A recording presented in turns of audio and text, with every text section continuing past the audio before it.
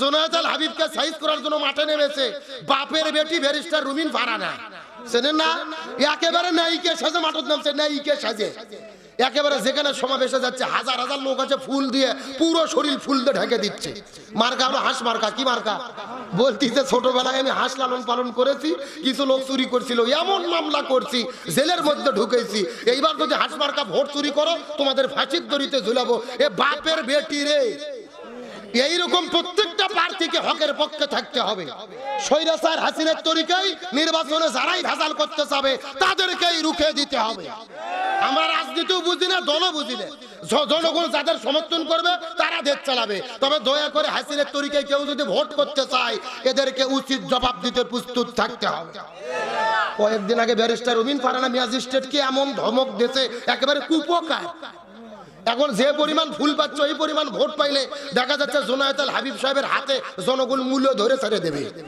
সুতরাং বলতে চাই আলেমেরা এখন বিভেদ করেন না। আলেমদের ঐক্য মানে ইসলামের বিজয়, আলেমদের ঐক্য মানে কোরআনের বিজয়। তাহলে সাধারণ মানুষের দোয়া পরে করেন, আগে ভালো করে দোয়া করেন আল্লাহ হুজুরদের হেদায়েত দিক। এ জোরে আমিন কোন। সাধারণ মানুষের এত দোষ নাই। আমরা হুজুরেরা গুতাগুতি করে ফতুয়াবাজি করে ইসলামের 12টা বাজাইছি।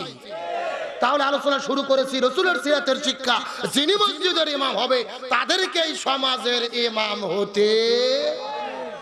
আমার বন্ধুগণ মুসলমান ভাইরা গভীর মনোযোগ লক্ষ্য করুন। কোন দিকে নজর নাই, কোন দিকে তাকাতাকি নাই। কোরআন হাদিসের চুম্বক কিছু কথা বলার পরে বিদায় নিয়ে চলে যাওয়ার চেষ্টা করব।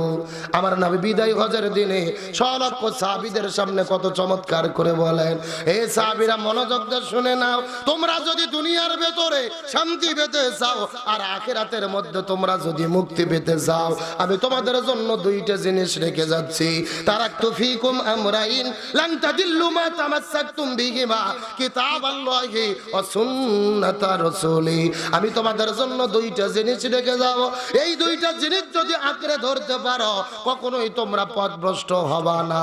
এক নাম্বার কিতাব আল্লাহ, আল্লাহর কিতাব কোরআন, আর দুই নাম্বার সুন্নাতা রাসূলি, রাসূলের সুন্নাত হলো হাদিস। তার মানে বোঝা গেল এ বগুড়া ধনুটের মুসলমান, আমরা যদি দুনিয়ার মধ্যে শান্তি পেতে চাই, আখিরাতের মধ্যে মুক্তি পেতে চাই, কোরআন সুন্নাহকে আঁকড়ে ধরা সারা কোনো উপায়।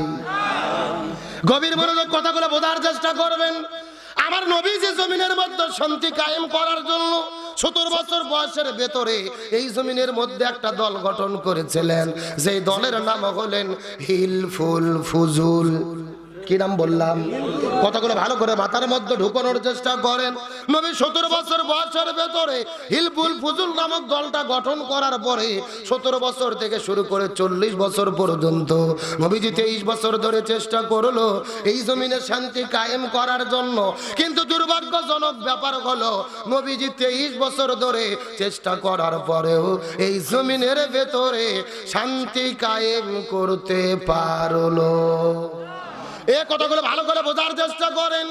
নবীজি 23 বছর ধরে চেষ্টা করেছে কিন্তু জমিনের ভেতরে শান্তি কায়েম করতে পারলো না। কিন্তু নবীজির বয়স যখন 40 বছর হয়ে গেল, আল্লাহ নবীজির উপরে কোরআন নাজিল করলেন। নবীজি যখন কোরআনের দাওয়াত দেওয়া শুরু করে দিল, এই কোরআন যখন জমিনে কায়েম হয়ে গেল, তখন জমিনে শান্তি প্রতিষ্ঠা হয়ে গেল। নবীজির জীবনটাকে দুই ভাগে ভাগ করার চেষ্টা করেন। নবুয়ত পাওয়ার আগে 23 বছর, 17 থেকে শুরু করে 40 পর্যন্ত, আবার নবুয়ত পাওয়ার পরে 23 বছর, 40 থেকে শুরু করে 63 বছর পর্যন্ত। আগে 23 বছর নবী চেষ্টা করলো কিন্তু জমিনে কেন শান্তি কায়েম করতে পারলো না? এর পেছনে কারণ হলো আগের 23 বছরে নবীজির কাছে দল ছিল কিন্তু নবীজির দলের সংবিধান আল্লাহর কোরআন ছিল না। কথা কি বোঝা যায়? এ ভালো করে বোঝেন। আপনার আমার মতো দুই জায়গার ছুটকে ফাটকে হুজুর না, এলাকার তেল তেলা গোয়েন্দার নেতা না। স্বয়ং বিশ্বনবী 23 বছর ধরে তার দলের দ্বারা এই জমিনে শান্তি কায়েমের চেষ্টা করেছে। নবীজি শান্তি কায়েম করতে পারলো না, কারণ তখন নবীর দল ছিল, দলের সংবিধান আল্লাহর কোরআন ছিল। তার মানে কোরআন তখন নাজিলই হয় নাই। কিন্তু 40 বছর যখন কোরআন নাজিল হলো, নবীজি কোরআনের দাওয়াত দেওয়া শুরু করলেন, তখন জমিনের মধ্যে শান্তি প্রতিষ্ঠা হয়ে গেল। তার মানে বোঝা গেল এখান থেকে রাসূলের সিরাতের শিক্ষা দাঁড়ালো, বর্তমানে বাংলাদেশে যত রাজনৈতিক দল আছে শান্তি কায়েমের জিকির করতেছে, ওই সমস্ত দলের দ্বারা এই জমিনে শান্তি কায়েম সম্ভব হবে না, যেই দলেরা আল্লাহর কোরআনের সংবিধান দিয়ে পরিচালিত হয় না। কথা কি ক্লিয়ার না ভেজাল আছে? কেন ভাই, যেই দলের লোকেরা নিজেরাই কোরআন মানে না, ওরা কি জমিনে শান্তি কায়েম করতে পারবে? 12 তারিখ নির্বাচন, জমজমাট প্রচারণা হচ্ছে, এমনও দল বাংলাদেশে আছে নিজের দলের লোকেরা সমাবেশে যাইয়া মারামারি শুরু করছে, এমন ভাবে সিয়ার ফিকেন শুরু করছে মনে হচ্ছে 3য় বিশ্বযুদ্ধ চলতেছে। কতক্ষণ লাগা? তাহলে যেই দলের কর্মীরা নিজেরা মারামারি করে, 1.5 বছরে 170 জন মানুষ হত্যা করে, এদের দ্বারা কি জমিনের শান্তি কায়েম হতে পারে? যাদের কাছে নিজের দলের নেতা কর্মী নিরাপদ নয়, তাদের কাছে এই দেশ রাষ্ট্র নিরাপদ হতে পারে না, তাদের দ্বারা জমিনে শান্তি আসতে পারে না। এই জন্য শান্তির জন্য লাগলে ক্ষমতায় গিয়ে এই কোরআনের 4 কর্মসূচি বাস্তবায়নের জন্য যারা ঘোষণা দেবে, ইমানদার মুসলমান হিসেবে তাদের পক্ষেই আমাদের থাকতে হবে। বক্তব্যকে আব্দুল সালাম যুক্তিবাদী না আল্লাহ বলছেন, ওয়াইয়াবতাগি গায়রাল ইসলামি দীনান ফালা ইউকবালা মিনহু ওয়া হুয়া ফিল আখিরাতি মিনাল খাসিরিন। ইসলাম বাদে যদি কেউ বিয়ে করে, ওই বিয়ে আল্লাহর দরবারে কবুল হবে না। ইসলাম বাদে যদি কেউ ব্যবসা করে, ওই ব্যবসা আল্লাহর দরবারে কবুল হবে না। ইসলাম বাদে যদি কেউ রাজনীতি করে, ওই রাজনীতিও আল্লাহর দরবারে কবুল হবে না।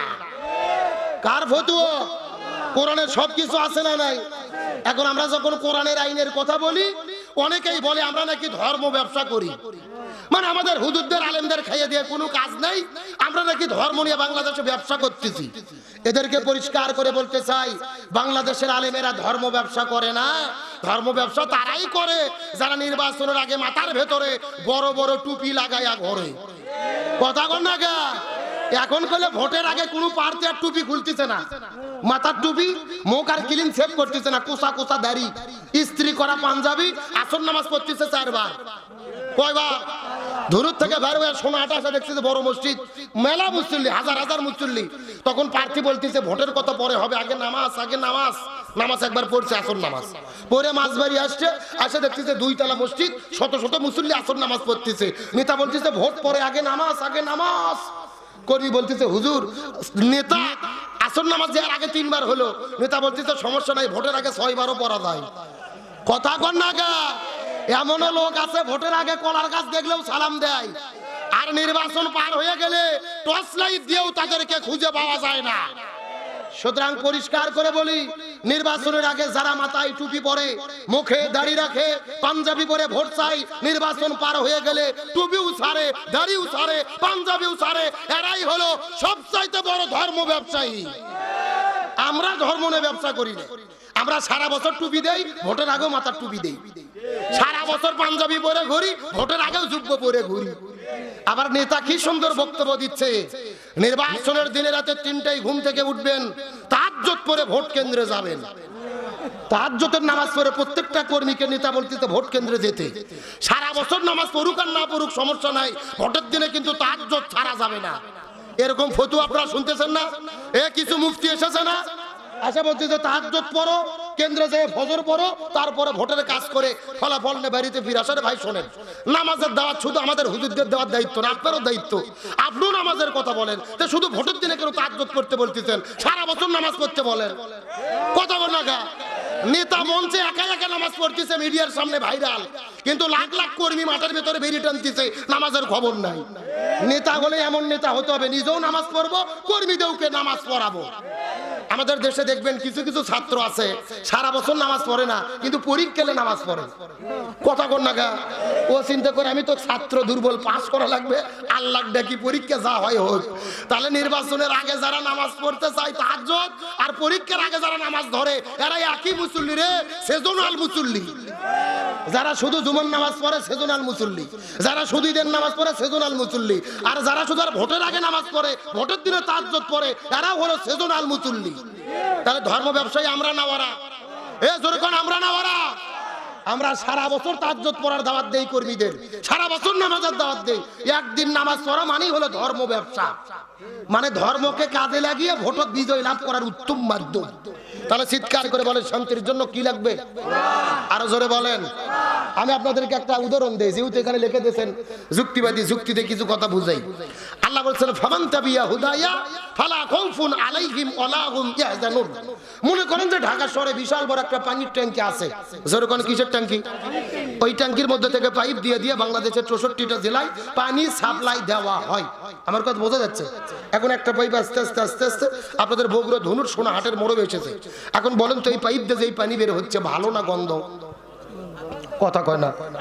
ওই যে ঢাকা যে পানির ট্যাঙ্কি, ওরই ভেতরে মরা বিড়াল মরিয়ে পচে গন্ধ উঠে আছে, বুঝেছেন? তাহলে ট্যাঙ্কি যদি মরা বিড়াল থাকে, পাইপ দিয়ে পানি বের হচ্ছে মালটা কি? কথা কয় না। এ ভালো না গন্ধ? এখন গন্ধলা পানি বের হওয়ার পরে বগুড়া জেলার যত বড় বড় হুজুর আছে, এরকম ইমাম, মুয়াজ্জিন, খতিব, মুফতি, মুহাদ্দিস, ফকিহ সব আলেমদেরকে ডেকে বলে, এই হুজুরের গোষ্ঠীরা, এই যে গন্ধলা পানি বের হচ্ছে তোমরা ফু দিয়ে দিয়ে পরিষ্কার করো। হবে না? আচ্ছা, বগুড়া জেলার হুজুর তো দূরের কথা, কাবা শরীফের ইমামও যদি এসে বিসমিল্লাহ বলে ফু দেয়, পানি পরিষ্কার হবে?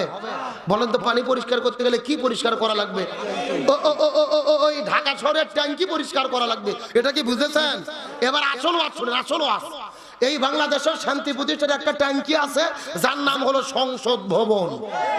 সুতরাং ওই সংসদ ভবনের ভেতর থেকে বাবার আইন, দাদার আইন, চাচার আইন, খালুর আইন, ফুপর আইন, কালো মার্সের আইন, লেনিনের আইন, পুতিনের আইন, ধর্মনিরপেক্ষতাবাদ, জাতীয়তাবাদ, সোশ্যালিজম, ক্যাপিটালিজম, মানব রচিত তন্ত্র মন্ত্রকে জুতাই এবং ঝাঁটাপিটা করে বিদায় করে যতদিন পর্যন্ত কোরআন সংসদে ঢুকাইয়া কোরআন দিয়ে বাংলাদেশ পরিচালিত না হবে, ততদিন পর্যন্ত এই জমিনের ভেতরে শান্তি আসতে পারে না, পারে না, পারে না। সুতরাং এই জমিন থেকে সমস্ত তন্ত্র মন্ত্রকে জুতাই এবং ঝাঁটাপিটা করে বিদায় করে পার্লামেন্টে কোরআন ঢুকাইয়া কোরআন দিয়ে বাংলাদেশ পরিচালিত হোক। আমরা কি চাই? কারা কারা চাই? দুটি হাত